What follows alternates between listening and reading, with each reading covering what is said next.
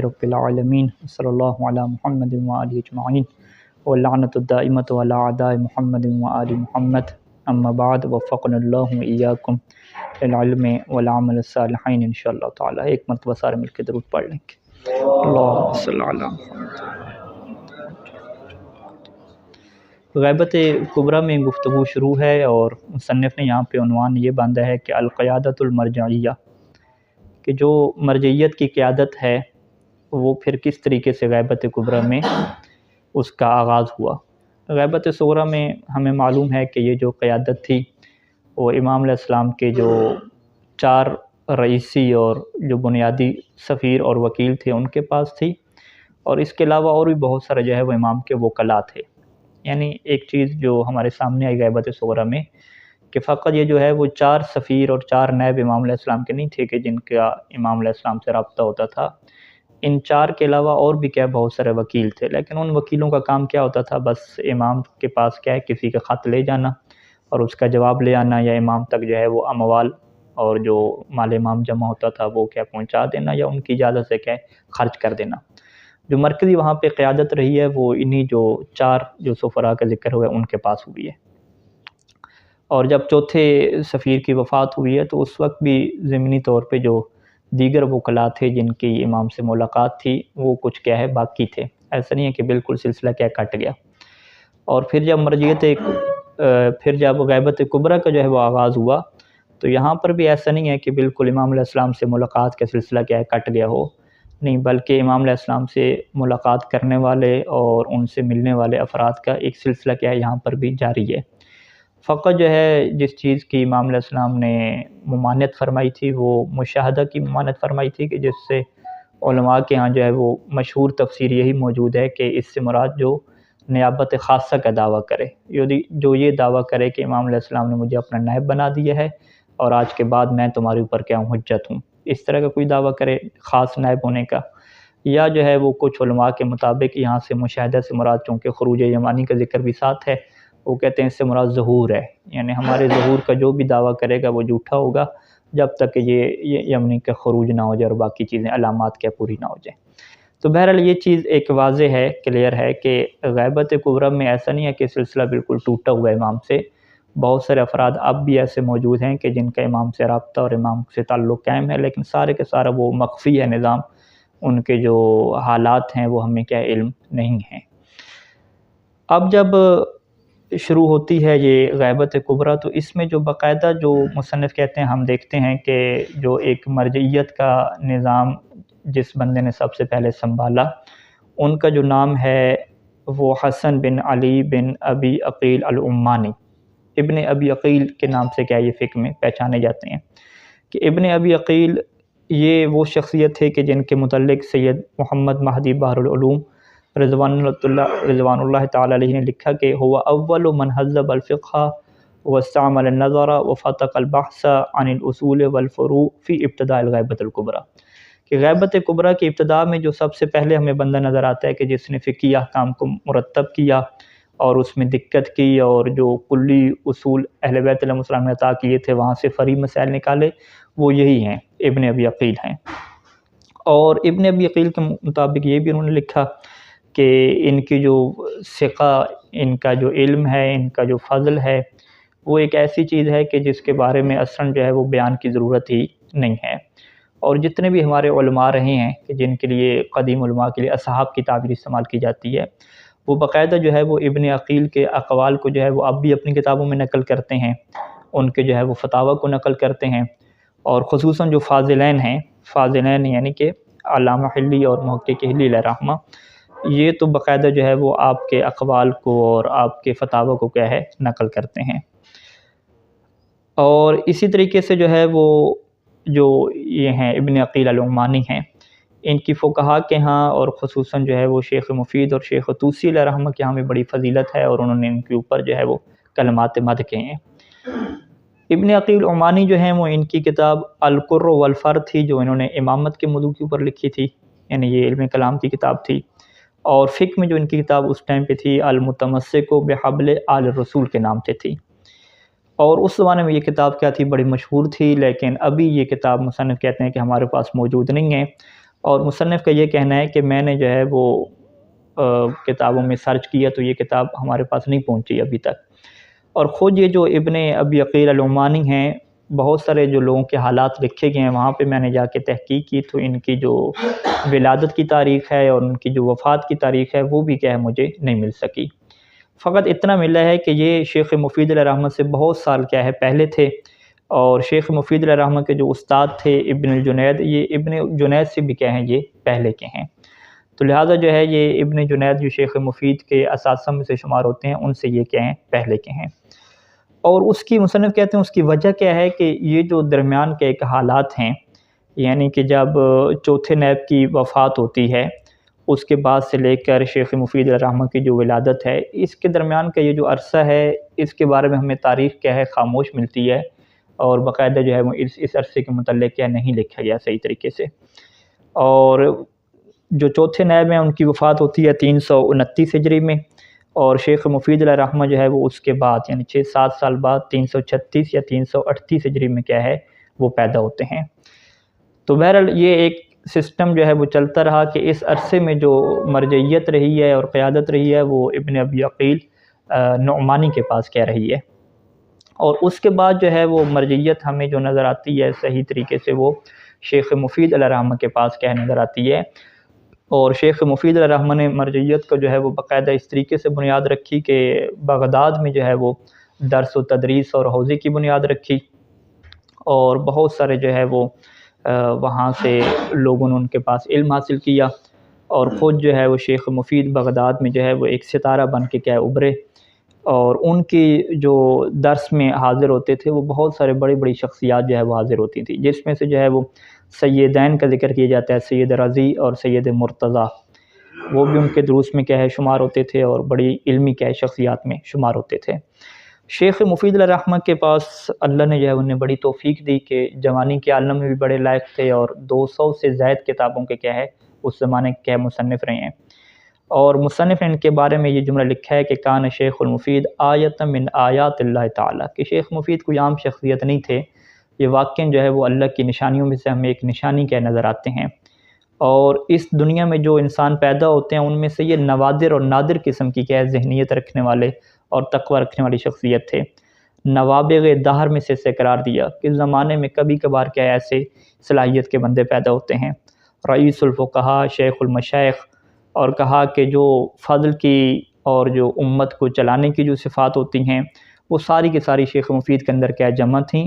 اور جتنے بھی علماء ہیں ہمارے سب نے جو ہے اس بات کے اوپر اتفاق کیا ہے کہ آپ کا تقوی، آپ کا زہد، آپ کی عدالت، آپ کی جلالت، آپ کی فقہ، آپ کا علم، اس کے اوپر کسی کو بھی کیا کوئی شک نہیں ہے۔ اور یہی وجہ ہے کہ شیخ مفید علیہ رحمۃ سے بھی امام زمانہ علیہ السلام کا غیبت کبریٰ میں بھی کیا ہے رابطہ کیا قائم رہا۔ اور یہاں پہ مصنف یہ کہتے ہیں کہ حالات سے ہمیں یہ لگتا ہے کہ تقریباً ہر سال جو ہے وہ امام زمانہ امام مہدی علیہ السلام جو ہے وہ شیخ مفید علیہ رحمۃ کو باقاعدہ کیا خط لکھا کرتے تھے۔ وہ خط اس طریقے سے نہیں ہوتا تھا کہ وہ ان کو اپنا کوئی خاص نائب بنا رہے ہیں، بس ان کو نصیحت، حال و احوال اور شیعوں کے متعلق کہ آپ نے کیا نصیحت انہیں کرنی ہے، کیسے چلانا ہے، یہ نظام جو ہے وہ چلتا رہا۔ اور پھر شیخ مفید علیہ رحمۃ کی یہ بات جو ہے وہ بڑی عجیب ہے کہ انہوں نے کبھی بھی اس خط کو جو ہے وہ لا کے شیعوں کو جمع کیا اور انہیں اکٹھا کیا اور کہا کہ دیکھو جی امام زمانہ نے مجھے خط لکھا ہے، یہ القاب دیے ہیں، انہوں نے ایسا کوئی کام نہیں کیا، بلکہ یہ ان کی وفات کے بعد میں کیا ہے یہ خط کیا ہوئے ہیں نشر ہوئے ہیں۔ اور احتجاج تبرسی میں جو ہے وہ ان 3 خطوں میں سے 2 خط جو ہے وہ ہمارے پاس کیا پہنچے ہیں، باقی خطوط کیا ہے پہنچے ہی ہمارے پاس نہیں ہیں۔ یعنی یہاں سے پتہ چلتا ہے کہ شیخ مفید علیہ رحمۃ کتنی جو ہے وہ ریاکاری سے اور شہرت سے اپنے آپ کو بچانے والے تھے، وگرنہ تو جو آج کل کے حالات ہیں کہ ہمیں کسی بڑے عالم کے ساتھ کوئی سیلفی کا موقع مل جائے، کوئی تصویر کا موقع مل جائے تو ہم ہر جگہ پہ نشر کرتے ہیں کہ دیکھو جی ہمارے تو بڑے کیا ہے خاص تعلقات ہیں۔ اور ابھی آپ دیکھیں گے کہ مصنف ان خط کا جو اندر امام زمانہ علیہ السلام نے شیخ مفید کی جو تعریفیں کی ہیں، مدح کی ہے، وہ والے کلمات تھے، تو شیخ مفید علیہ رحمۃ کے پاس تو بڑا ایک سسٹم جو ہے ہو سکتا تھا کہ وہ ان خطوط کو لے کر آتے، لوگوں کے سامنے پڑھتے، ان کی اس میں فضیلت بھی لکھی ہوئی ہے، لیکن ایسا کام ان کی زندگی میں ہمیں نظر نہیں آتا۔ بعد میں جو ہے وہ یہ خطوط جو ہے وہ نشر ہوئے، اور احتجاج تبرسی میں نے جو ہے وہ ان 2 خطوں کو جو ہے وہ نشر کیا، اور باقاعدہ علماء کے درمیان ایک بحث ہے یہاں پہ کہ ان خطوط کو شیخ مفید تک پہنچانے والا وہ جو درمیان میں بندہ تھا وہ بندہ کون تھا، یعنی وہ کون سا بندہ تھا جو کہ واسطہ بن رہا تھا۔ لیکن چونکہ حالات اس قسم کے بعد میں ہو گئے تھے کہ جو درمیان میں واسطے تھے ان کو باقاعدہ کیا مخفی رکھا جاتا تھا، ان کے بارے میں کیا کسی کو آگاہی نہیں ہوتی تھی۔ اسی وجہ سے جو درمیان کے بندے ہیں اس کی کیا حیثیت ہے اور وہ واسطہ کس طریقے سے بنے شیخ مفید علیہ الرحمہ کے درمیان اور جناب طبرسی نے جو ان کو نقل کیا، اس حوالے سے جو ہے وہ معلومات نہیں ہیں۔ لیکن علامہ طبرسی علیہ الرحمہ نے اور باقی علماء نے لکھا کہ یہ اس زمانے میں بڑی مشہور بات تھی اور علماء کا اجماع تھا کہ یہ خط جو ہے وہ امام زمانہ علیہ السلام کے بھی ہیں اور انہوں نے شیخ مفید علیہ الرحمہ کو لکھے ہیں، اور اس خط کے اندر جو کلام کا جو انداز ہے اور اس کے اندر جو بات کی خبریں دی گئی ہیں جو پوری ہوئی یقیناً، یہ اس بات کی دلیل ہے کہ یہ خط جو ہے وہ امام زمانہ علیہ السلام کے بھی ہیں۔ بہرحال اس میں پھر بھی کیا ایک تحقیقی بحث موجود ہے کہ کیا ان خطوں کی نسبت ثابت ہے یا ثابت نہیں ہے، لیکن آج تک کسی عالم کو میں نے نہیں دیکھا کہ انہوں نے اس کی نفی کی ہو۔ ہاں یہ کہتے ہیں کہ ہم چونکہ وہ درمیان میں اس بندے کا نہیں پتہ کہ جو یہ خط لے کر آیا تھا اور پہنچائے تھے، تو لہٰذا ہم جزماً سند کے اعتبار سے ہم جزمی طور پہ نہیں کہہ سکتے، لیکن قرائن اور شواہد اور اس طرح کے حالات یہ بتلاتے ہیں کہ یہ امام زمانہ علیہ السلام کی بھی کیا خط تھے۔ تو یہاں پہ جو ہے وہ دو خط جو ہے وہ انہوں نے کہا کہ ہمیں ملتے ہیں، اور دو خط جو پہنچے ان میں سے جو پہلا خط ہے اور جو دوسرا، یہ دونوں خط شیخ مفید علیہ الرحمہ کی بالکل جو ہے وہ زندگی کے جو آخری حالات ہیں اس وقت کیا ہے پہنچے تھے۔ مصنف کہتے ہیں کہ جو پہلا خط 410 ہجری میں کیا ہے وہ صفر کے مہینے میں جو ہے پہنچتا ہے، اس کے خط کی ہم عبارت پڑھتے ہیں اور کچھ جملوں کی کیا کرتے ہیں وہاں پہ ہم وضاحت کیا کرتے ہیں۔ اچھا، خط کا آغاز کیسے ہوتا ہے؟ للأخ السدید والولی الرشید الشیخ المفید ابی عبداللہ محمد بن نعمان ادام اللہ اعزازہ من مستودع العہد المأخوذ علی العباد۔ یعنی مصنف کہتے ہیں کہ خط کا آغاز یہ دیکھیں کہ عام طور پہ جو خط لکھے جاتے تھے تو اس میں کیا ہوتا تھا کہ جو خط بھیجنے والا ہے وہ شروع میں اپنا نام لکھتا تھا کہ من حسین بن علی الا جو ہے وہ فلاں بن فلاں، کہ امام حسین کے جو جتنے خط ہیں کہ حسین کی طرف سے خط لکھا جا رہا ہے فلاں بندے کو۔ لیکن یہاں پہ ایسا نہیں ہے، یہاں پہ امام زمانہ علیہ السلام نے اتنی جو ہے وہ عزت دی ہے شیخ مفید علیہ الرحمہ کو کہ خط کی پہلی سطر پہ جو ہے وہ شیخ مفید کا کیا نام لکھا ہے، اور وہ ان کا نام بھی لکھا اور نام کا آغاز بھی ان کے القاب سے کیا، اور القاب میں سے بھی جو سب سے پہلا جو ہے وہ انہیں لقب دیا للأخ، انہیں کیا ہے اپنا بھائی کہا کہ میں یہ خط لکھ رہا ہوں جو ہے وہ اپنے بھائی کو، اور پھر اس بھائی کی کیا ہے صفت بھی بیان کی کہ وہ بھائی کون سا ہے، سدید ہے، اور پھر یہ لکھا کہ وہ ہمارا ولی ہے، دوست ہے جو کہ رشید ہے، پھر شیخ مفید ہے، یوں کر کے کیا ہے باقاعدہ جو ہے وہ القاب کا کیا سلسلہ شروع ہوا۔ مصنف کہتے ہیں کہ یہ جو جملے ہیں کہ سب سے پہلے شیخ مفید کو اپنا بھائی کہنا، یہ ایک ایسا جملہ ہے کہ میں نے جو ہے وہ بہت سارے امام کے جو نائب تھے، حتیٰ کہ یہ جو 4 سفیر تھے، ان کے حالات پڑھے، کسی جگہ پہ بھی مجھے نہیں ملتا کہ امام زمانہ علیہ السلام نے اپنے کسی نائب کو اپنا بھائی کہا ہو، سوائے یہ شیخ مفید علیہ الرحمہ ہیں کہ جنہیں جو ہے وہ اپنے بھائی کا جو ہے وہ درجہ دیا، اور یہ اتنی بڑی منزلت ہے کہ جس سے ہمیں یہ واضح ہوتا ہے کہ شیخ مفید علیہ الرحمہ اللہ کے ہاں کتنا جو ہے وہ بڑا قرب رکھتے تھے، اور اس کی وجہ سے امام زمانہ کے ہاں کتنی بڑی حیثیت رکھتے تھے کہ ایک معصوم امام جو ہے وہ اپنا بھائی جو ہے وہ کہتا ہے شیخ مفید علیہ الرحمہ کو۔ اس کے بعد اخ سدید کہا، سدید کا کیا مطلب ہے؟ سدید کہتے ہیں کہ یہ سداد سے ہے، جس کا مطلب ہے کہ ایک بندے کا جو قول ہے اور عمل، قول اور فعل دونوں کیا بالکل درست ہو، اسے کیا کہتے ہیں؟ سدید کہتے ہیں۔ فالسدید هو المصیب الذی لا یخطی فی اقوالی و افعالی، سدید اس درست بندے کو کہتے ہیں کہ جو اپنے اقوال اور افعال میں غلطی نہ کرتا ہو، یعنی اتنا اس کا تقوی ہو کہ اس کی کوئی زبان سے ایسا لفظ بھی ادا نہ ہوتا ہو کہ جس کے اندر کوئی مشکل پائی جاتی ہو، اور اس کا کردار میں بھی کیا کوئی مشکل نہ پائی جاتی ہو۔ للأخ السدید، کہ میرے وہ بھائی کہ جو درست ہو بالکل، اپنے اقوال اور افعال میں کیا ہے جو درست ہے بالکل۔ آگے لقب امام نے دیا دوسرا کہ ولی الرشید۔ ولی کا یہاں پہ مصنف کہتے ہیں کہ ولی کے تو ویسے بہت سارے معنی ہیں، لیکن یہاں پہ جو مناسب ہے کہ ولی اسے کہتے ہیں کہ جس کے لیے کیا ہوتی ہے مدد ہوتی ہے،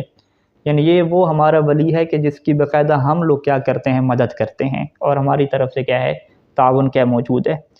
پھر ولی کے بعد کیا رشید کی صفت لگائی، تو رشید مصنف کہتے ہیں کہ رشید جو ہے وہ ناضج کو کہتے ہیں۔ ناضج کیا مطلب؟ وہ ایک پختہ انسان کہ جو اپنے معاملات کو اور لوگوں کے امور کو اس طریقے سے چلاتا ہو کہ اس کے اندر مکمل حکمت موجود ہو اور سمجھداری موجود ہو، اور اس طرح کی وہ حکمت اور سمجھداری سے لوگوں کے معاملات کو چلاتا ہو کہ پھر اس سے جو ہے وہ کسی قسم کے مشیر کی ضرورت نہ پڑتی ہو، یعنی خود اس کے اندر اتنی صلاحیت ہو کہ وہ یہ سمجھتا ہو کہ میں نے لوگوں کے معاملات کو کیسے ڈیل کرنا ہے اور اس کے اندر حکمت کا کیا تقاضا ہے، تو اس کو کیا کہا جاتا ہے؟ رشید کہا جاتا ہے۔ تو یہاں پہ امام علیہ السلام نے الولی الرشید کہا کہ یہ وہ ہمارا ولی ہے کہ جس کے ساتھ ہماری مدد رہتی ہے، اور یہ رشید ہے، یعنی خود سے ہی یہ اس بات کو جانتا ہے کہ اپنے معاملات کو اور امت کے معاملات کو حکمت اور عقل کے ساتھ جو ہے وہ کیسے چلانا ہے۔ اچھا، یہ صفات بیان کرنے کے بعد آگے شیخ مفید پھر ان کا نام ذکر کیا، پھر دعا دی کہ ادام اللہ اعزازہ، کہ اللہ ان کی عزت اور شرف کو ہمیشہ جو ہے وہ دائمی رکھے۔ یہی وجہ ہے کہ آج بھی شیخ مفید کا اگر نام لیا جاتا ہے تو کوئی ایک جو ہے وہ ان کا مخالف نہیں ملتا کہ جو ان کی کہتا ہو کہ جو ان کی عزت نہیں ہے اور ان کا شرف نہیں ہے۔ ہر کوئی جو ہے وہ ان کی عزت اور شرف کا جو ہے وہ قصیدہ پڑھتے ہوئے کیا ہے نظر آتا ہے۔ اس کے بعد جب یہ نام مکمل ہوئے، یہ تعارف مکمل ہوا، تو پھر امام نے پھر لکھا کہ یہ خط ہے کس کی طرف سے۔ تو وہاں پہ امام علیہ السلام نے اپنا نام نہیں لکھا بلکہ اپنا ایک لقب لکھا کہ من مستودع العہد المأخوذ علی العباد، کہ یہ اس کی طرف سے ہے کہ مستودع جس کے پاس امانت رکھا گیا ہے، وہ عہد کے جو بندوں کے اوپر لیا گیا تھا۔ اب مصنف یہ کہتے ہیں کہ امام زمانہ نے اپنا جو لقب یہاں پہ بیان فرمایا مستودع العہد المأخوذ علی العباد، اس کا کیا مطلب ہے؟ مستودع کہتے ہیں کہ وہ جگہ کہ جہاں پہ امانت رکھی جاتی ہے، کہ امام زمانہ نے کہا کہ ہم وہ ہیں کہ ہمارے پاس رکھی گئی ہے۔ کیا چیز رکھی گئی ہے؟ العہد المأخوذ علی العباد، اس عہد کو رکھا گیا ہے کہ جو بندوں سے لیا گیا تھا۔ اب وہ بندوں سے کون سا عہد لیا گیا تھا؟ مصنف کہتے ہیں یہاں پہ دو جو ہے وہ احتمال موجود ہیں۔ پہلا احتمال تو یہ ہے کہ یہ وہ عقلی عہد ہے۔ عقلی عہد کا کیا مطلب ہے؟ کہ عقل سلیم ہر انسان کے پاس ہے کہ جو اس کے اوپر اس چیز کو ضروری قرار دیتی ہے کہ وہ اللہ کے اقرار کرے، اللہ کے وجود کے اقرار کرے، اور اللہ نے جو انبیاء بھیجے، جو رسول بھیجے، ان کے اقرار کرے، اور پھر یہی عقل سلیم آخر تک اس کو اس بات پہ لے کر جاتی ہے کہ وہ امام علیہ السلام کے وجود کا بھی انکار کرے کہ جس کے متعلق اللہ کے رسول نے کیا ہے خبر دی ہے۔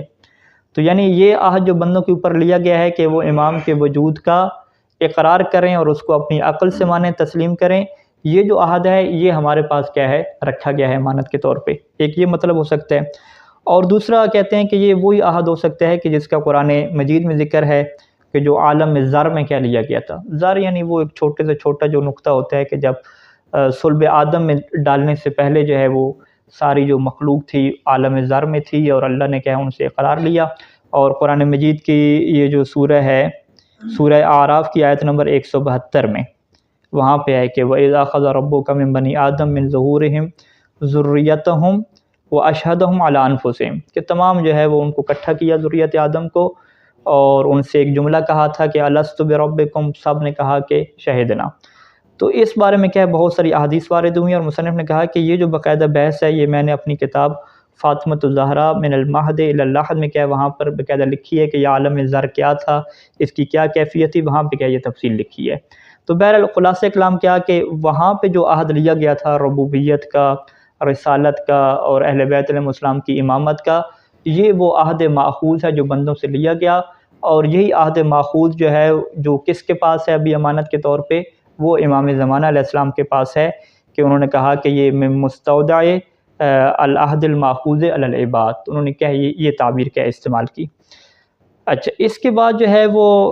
خط میں ابھی کیا ہوا کہ شیخ مفید علیہ الرحمہ کے القاب ذکر ہو گئے، پھر اپنا لقب امام زمانہ نے ذکر کیا، اس کے بعد جو ہے وہ امام نے پھر آغاز شروع کیا دعائیں کہہ دینے کا، اور یہاں پہ وہ نعلموں کا کہ ہم آپ کو بتا دیں، یہ بتانے کے بعد جو ہے امام نے کیا دعا دی، ادام اللہ توفیقک لنصرۃ الحق،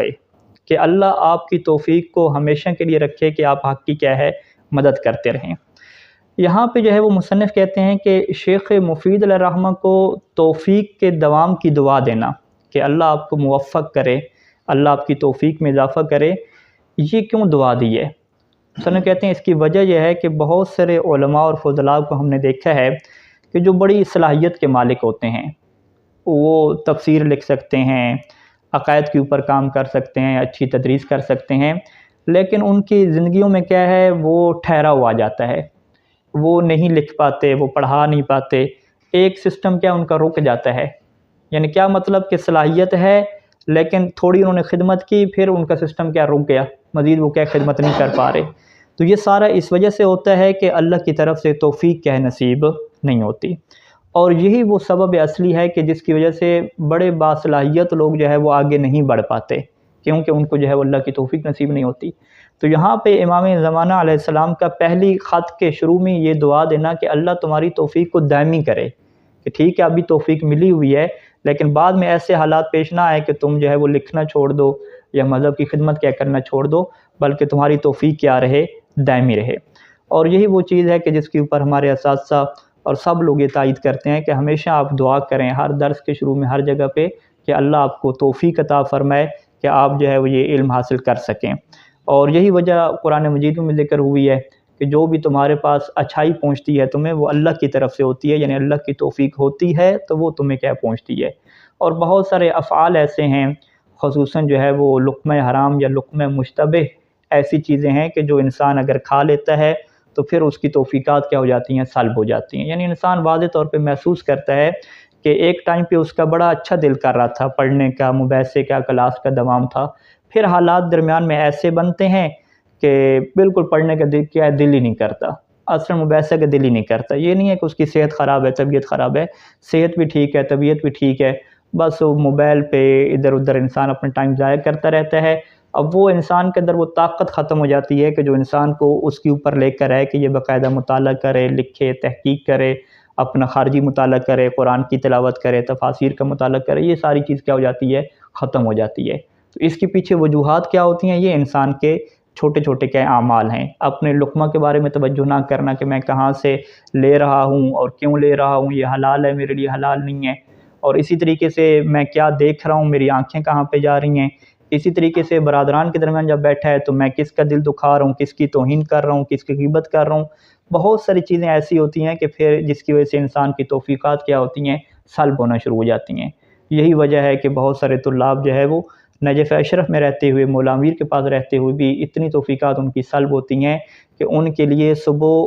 اٹھ کر اپنے درس پہ جانا، اس کا مباحثہ کرنا، یہ بھی کیا ہو جاتا ہے، ایک قسم کا بہت بڑا پہاڑ ہو جاتا ہے اور مشکل کام ہو جاتا ہے کہ وہ یہ کام جو بنیادی کام ہے وہ بھی کیا یہ کام نہیں کر پاتے۔ اللہ تعالیٰ سے دعا ہے کہ خدا ہماری توفیقات میں مزید اضافہ فرمائے، ہمیں دوام عطا فرمائے۔ جس طرح سے امام زمانہ کی دعا شیخ مفید کو تھی کہ اللہ ان کی توفیق کو دائمی رکھے، ہمیں بھی اللہ جو ہے وہ ان کی دعاؤں میں شامل رکھے اور ہماری توفیقات کو مکمل کرے۔ اس کے بعد خط کے متون جاری ہے اور شرح کیا جاری ہے، تو اگلی گفتگو میں اللہ نے توفیق دی تو اس کو کیا بیان کریں گے۔